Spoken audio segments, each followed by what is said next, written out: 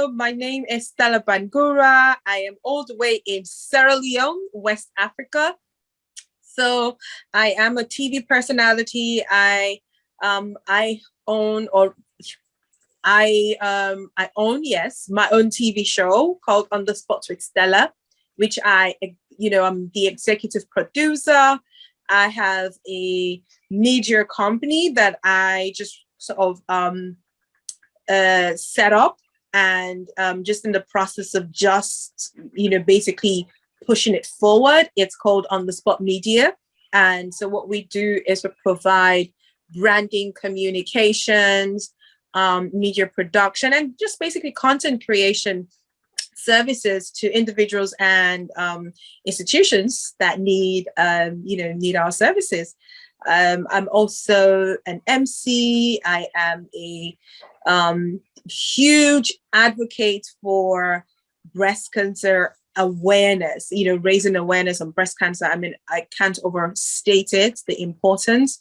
So I partner with a local NGO called Thinking Pink Breast Cancer Foundation, where I, just sort of provide support, of course, with my expertise, and as well in fundraising as well, just to provide, support to cancer patients, many of whom cannot afford, the treatment costs, many of whom, without the support of the organization, literally, it's like a death sentence because they can't afford it. So the organization provides support, psychosocial support, financial support, moral support, just support in any way possible, just to, help them go through that process. There's been some success stories and a number of, stories. Recently, we just lost a young girl, from breast cancer. And so that's a bit of me in a nutshell, what I do. I don't know if I'm missing out anything else, but yeah.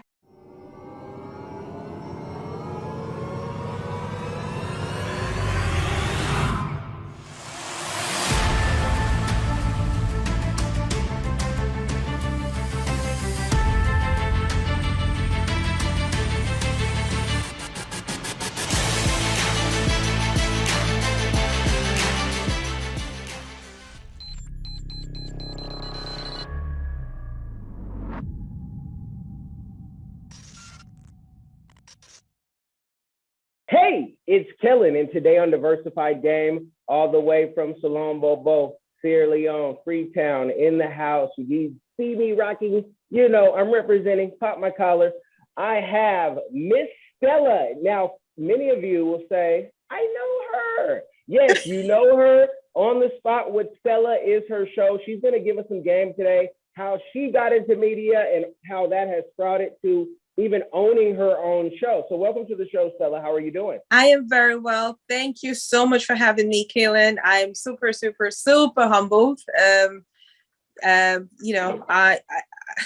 It's pretty weird when you're the one always interviewing and asking people the question, and then you're now being interviewed and being asked the question. So it's pretty interesting. So it's quite an interesting point or position to be in. But I'm super excited. I'm happy to be on the show. Thank you so much for, having me. I mean, I think I'm important now. I think I made it. Well, you definitely have made it. And let's just jump into what, many people will say, what do you mean she owns her own show? Because ownership for me as an entrepreneur is a big thing.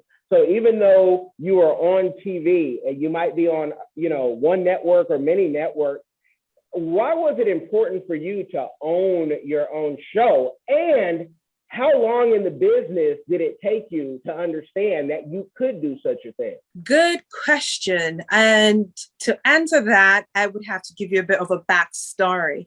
So, and I love to give this, I always love to tell this story because it just sort of keeps reminding us that the universe would always align itself to bring you to your actual destination or calling.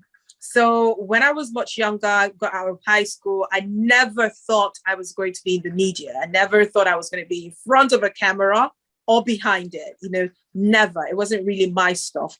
And then I got out of high school, and I got to a point, I had a phase within that period when I decided, okay, I didn't want to go to school.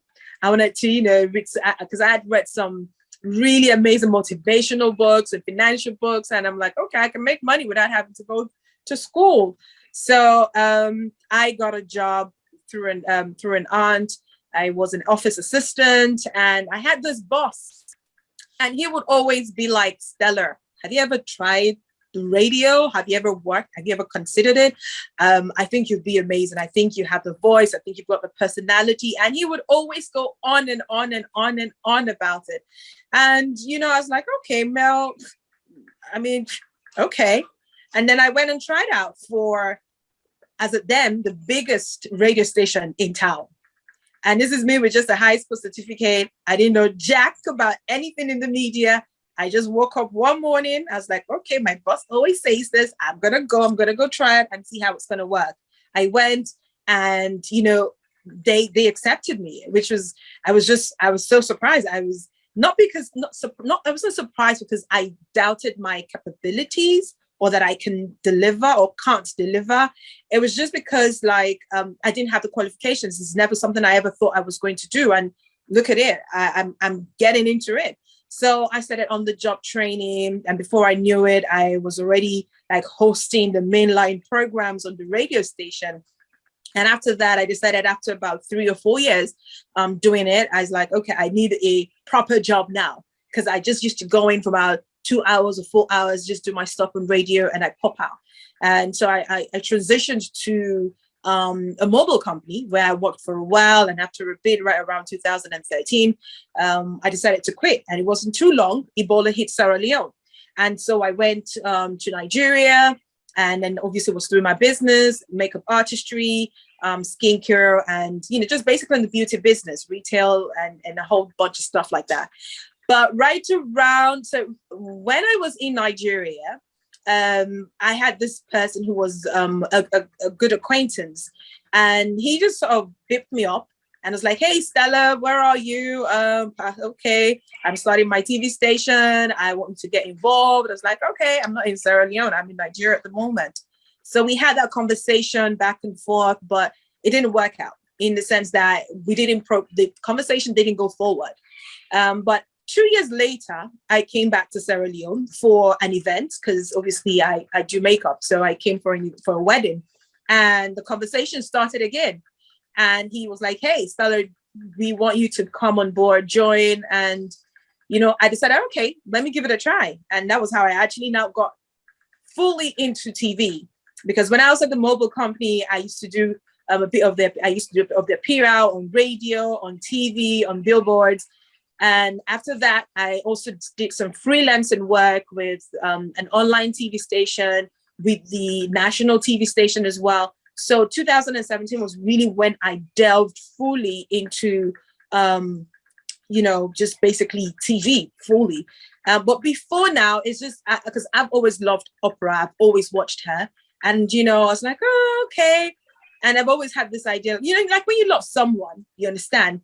But I think when I really started getting the idea of having my own show was really when I started doing a bit of TV presentation at the mobile company. And I realized that I liked it. It was a good fit for me. It was a good medium for me to be able to, communicate to the world, and just, it's a huge platform, to sell whatever ideas that I have with the general public. So, and give or take, that was around, again, probably around 2000, and I think around 2011, 2012, really was when I started having that idea of, but I never thought it would happen so soon, would be the right word, so soon. I know 2011, 2017, but it's been a really beautiful journey, and everything I have done, right from that time has just been building me up to where I am today in terms of my TV presentation. They've all, in one way or the other, contributed in just sort of molding me into the voice that I have now. Because I didn't go to media school. I didn't read journalism. It's just one of those things that, hey, it's your calling. Just do it. It's your calling, but I will give you credit. She did go to school, university. Okay. For all of you who say, "Oh, I can do it, no school. Let me go out of high school." Yeah. Yes, you can. But yes. I just want to put it out there. She did. So Yeah, there's I some read knowledge. business administration. Yes, I studied business administration. Yes. As a woman, as an African woman, as an attractive African professional woman, how did you go about negotiating your contracts and even your show to sell to a network? Many people struggle with that. Yes. Oh, good question. So when I had this conversation in 2017, again, so I tell people that when you pray for a job, also pray for a great boss as well. So one of the reasons as well why I decided, okay, I'm going to come back to Sierra Leone, I'm really going to give this TV stuff a try. The then general manager, very amazing woman from Kenya. She just has this really bubbly person. I just loved her from the moment I met her, and I was like, yeah, I can work with this woman, and I love her energy. So right from there, we were talking, and just like, okay, I mean, I've had a show in mind from day one that I would want to do, but I've never really gotten to do it. So we just basically had that conversation as to what I wanted to do, how I wanted to do it, and how the flow was going to look like. And so I just right from there, it's going to be slightly different for a lot of people, again, because for a few reasons. I had some leverage in the sense that the person who owns the company was an acquaintance, and he was the one who pitched the idea, hey, come join my company, come do something. I mean, this is an amazing stuff I'm starting. I would love you to be a part of it. So it was so much easier to sort of engage from that angle, because it was me coming on board to just support the whole process, if that sort of makes sense. But I was obviously very clear from day one what I wanted to do, which was my show. And I didn't lose focus. I didn't lose sight of that in the sense of I knew what I wanted to capture in my contracts, and I knew how I wanted to look. I also had a vision on how I wanted my show to look like. So for anyone who's trying to negotiate, your show, or you want to pitch it to a network, you first of all have to know what you want.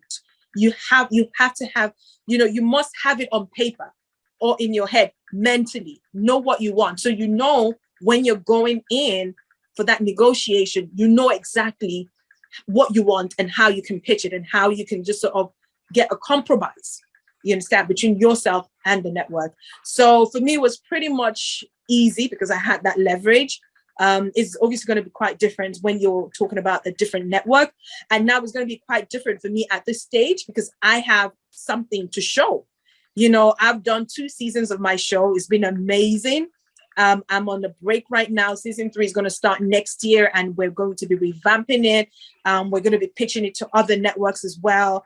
So for me, I already have, again, leverage in the sense that people have seen what I can do. I have something to show you. And, so it's either going to be a yes or a no. It's not a trial. And it says, oh, okay, let's take a gamble on her. But now you can see what I can deliver. So that gives me a bit of a leverage when moving to the next network, because now I don't work with the company anymore. I left them because obviously as life happens, you got to grow, you got to move on. And so now I'm going to have to pitch it to other network. And again, this is the same thing I'm going to do. I have an idea of what I want to do. I have my portfolio. I'll pitch it to them. We agree. If it works, fine. If it doesn't work, there's definitely another network somewhere out there that is going to buy into your idea, love what you do. It's just basically finding the one that is the right fit for you. It will happen.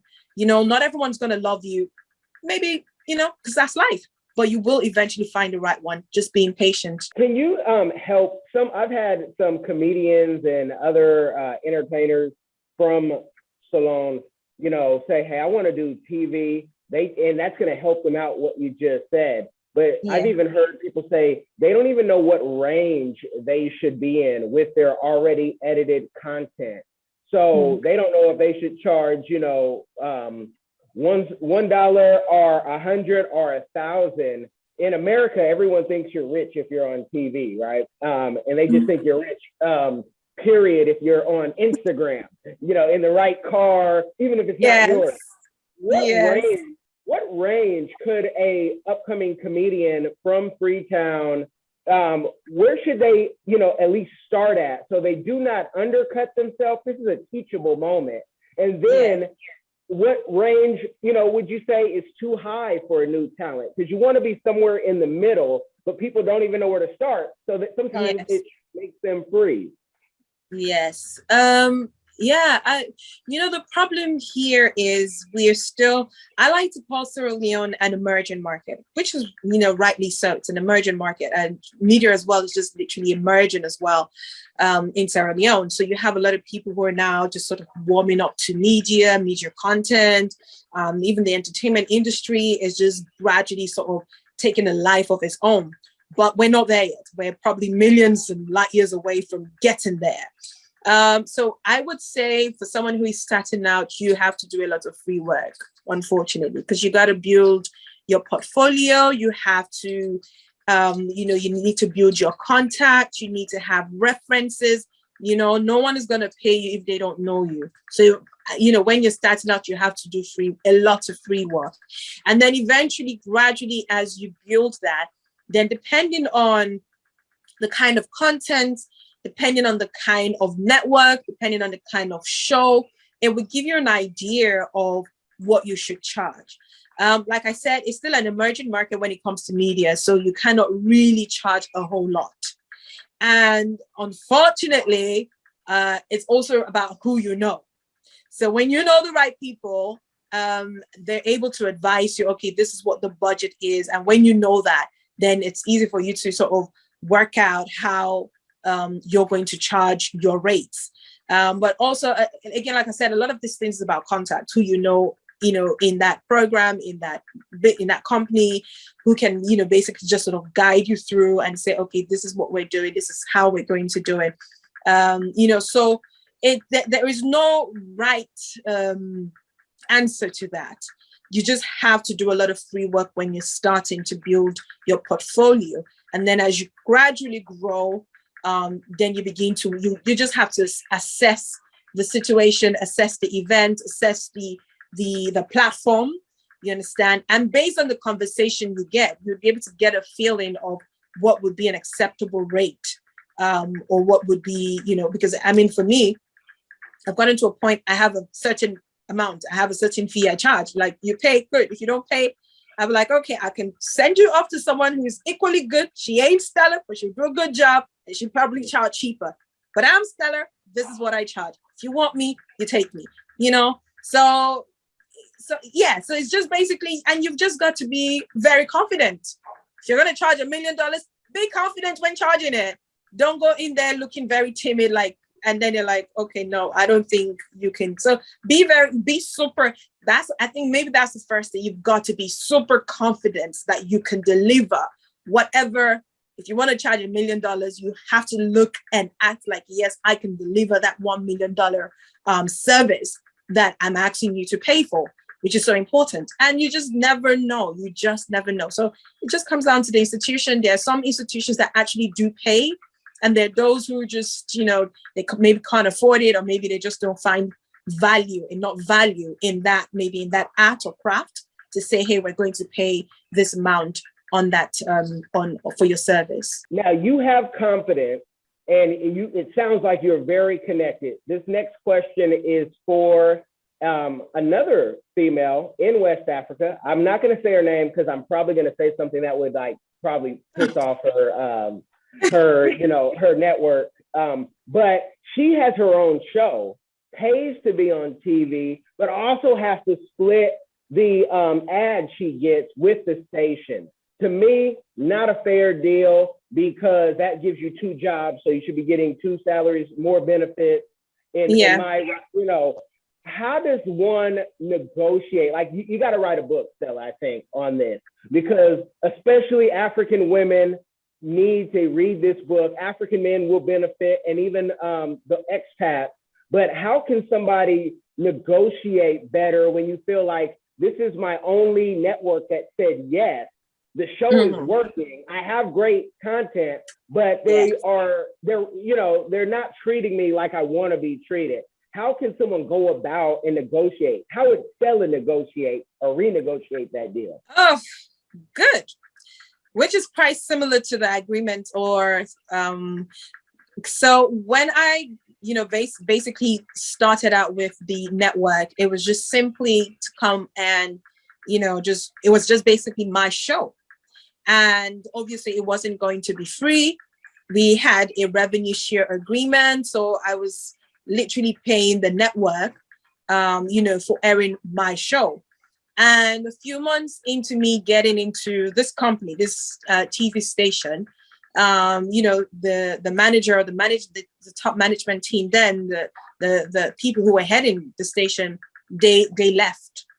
And again, this, the owner of the company approached me again. I was like, hey, Stella, these people have left. Can you please come on board? Come on board as a full-time staff, come support. Let's really move the team forward. Let's move the company forward. And I was like, okay, you know what? It's a Sierra Leonean brother. Let me support him. This is an amazing initiative. Let me just be a part of this really amazing dream, in my own little way. So I basically now had two different contracts, one for my show and one for my employment. And it was very intentional because as far as I was concerned, my show is a business and I did not want to mix the two entities together.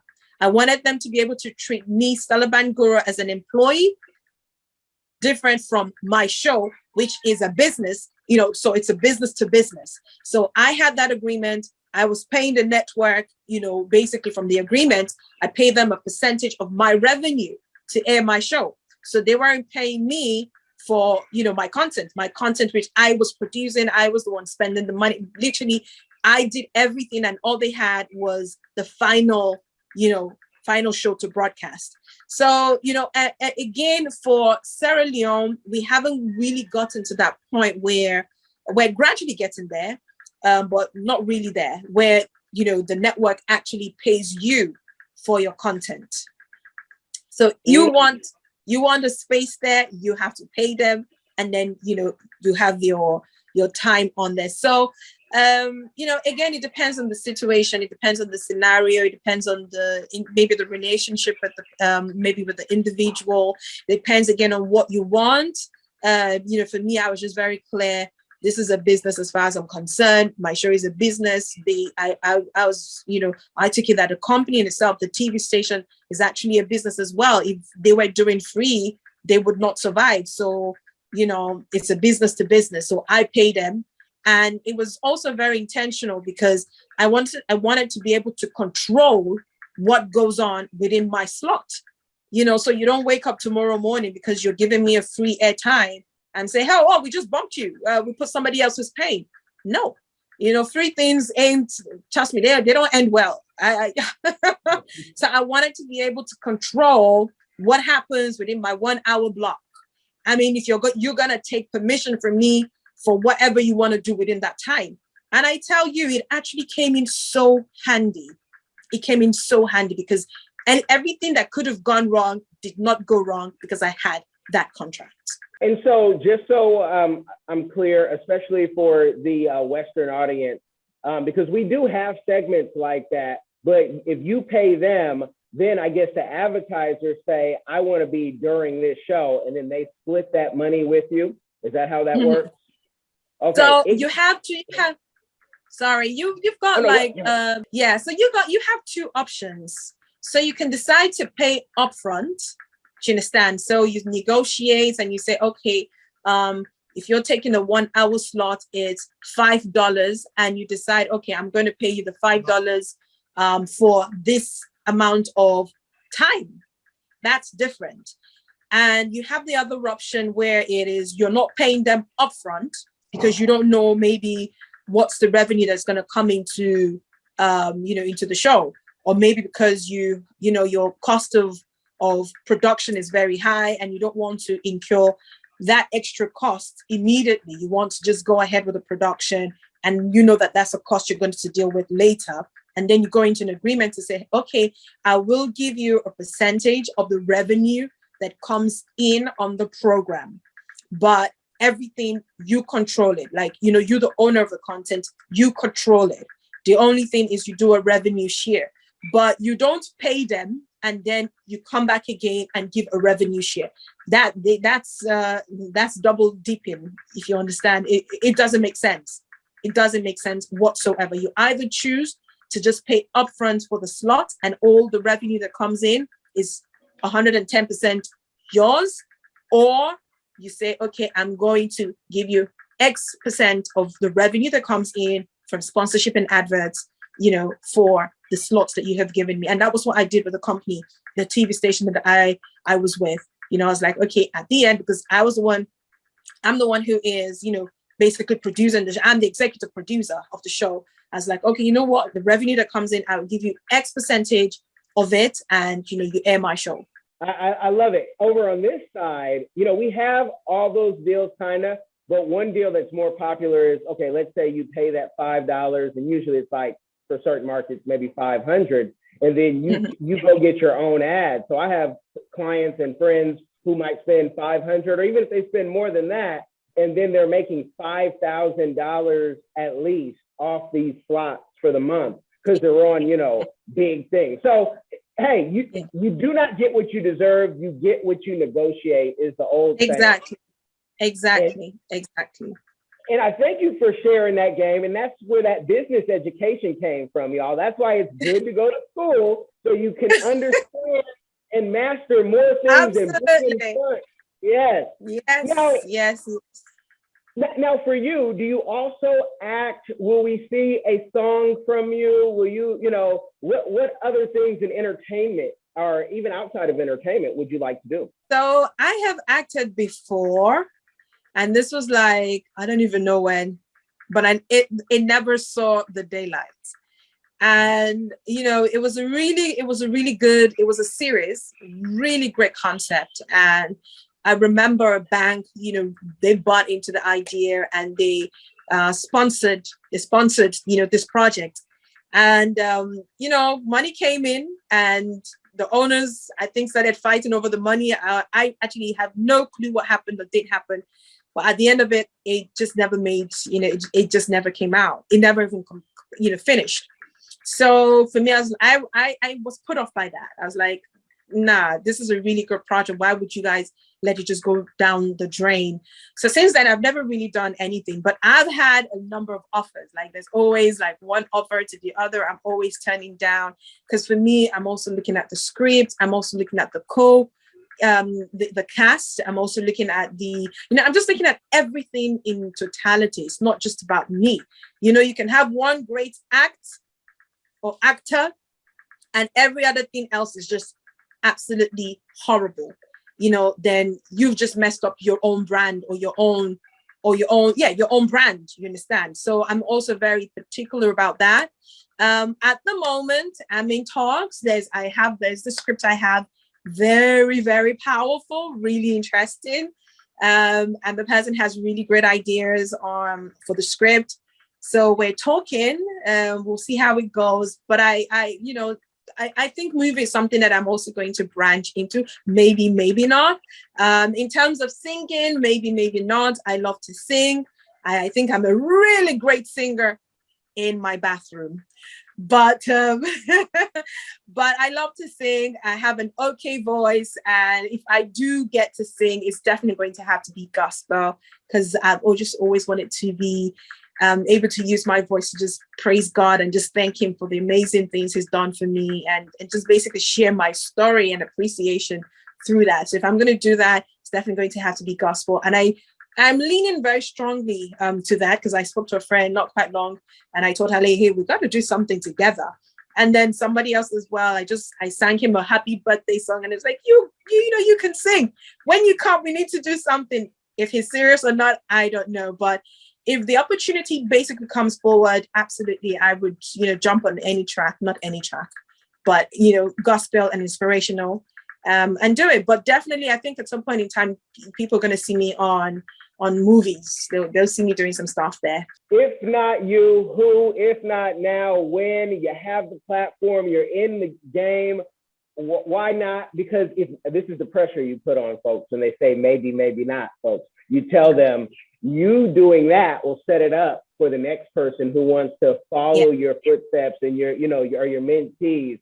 Speaking of mentees and the community, with all the success that you've had, the best is yet to come, still young, still vibrant, still creative. what is a community give back that you are doing or that you would like to do in the future? So basically what I do, I touched a little bit about it. I partner with a, an NGO basically, and I've been working with them now for quite a long time now, right around from 2013. And so basically just raising awareness on early detection, breast cancer, people getting tested and just knowing the status. Because unfortunately, the healthcare service and system in Sierra Leone is not, it's a work in progress, putting it that way. And we don't have no cancer unit or cancer support system in place. So it's quite a task for anyone who has to deal with breast cancer. And, the fact that, it's a very rich nation, yet so poor. You have a lot of people living under $1. COVID has just worsened everything. So you see that a lot of people access the facility, and literally that is the only hope they have to be able to stay alive. So I basically provide my support in whatever way I can, to the organization in terms of, because I'm also a board member now. So I, sort of provide some advisory support, especially fundraising. Fundraising is so important. And, just basically engage in some high level meetings and negotiations on behalf of the organization. Aside from that, I do a number of mentorship work one-on-one. I've not really been able to sort of structure a more large scale sort of mentorship program. That's something I'm really, excited about doing. But that's going to be a work in progress. So what I do is just sort of one-on-one mentorship, because I'm literally inundated with requests from people like, hey, Stella, I love what you're doing. Can you mentor me? Can you show me the ropes? And there's only so much you can do one-on-one. So, I've sort of doubled down a little bit on literally a lot of things that I'm doing, because I'm doing my master's as well. And that is, it's amazing, but it's demanding. So there's only so much I can do, because now that is taking a lot of my time, whilst I just try to fit in bits and bits of things here and there. Even today, I had a session, a really beautiful session, and it was just on agro processing and food security, and the engagement and the conversation was just super amazing. It was just mind blowing. And again, conversation, there is an opportunity there. And I'm like, wow, this is what I've always wanted, but I'm in the middle of my master's. Can I be able to sort of juggle that with the many other stuff that I'm doing? So, I give back in my own little way. I support people here and there. But to say something very structured, no. Again, I don't usually, I'm not very, I have a lot of fights with my social media team. Because they're like, Stella, hey, you're not posting enough. You're not sharing with people. You're not doing X. You're not doing Y. We got to see more of you. I'm like, I don't have that energy.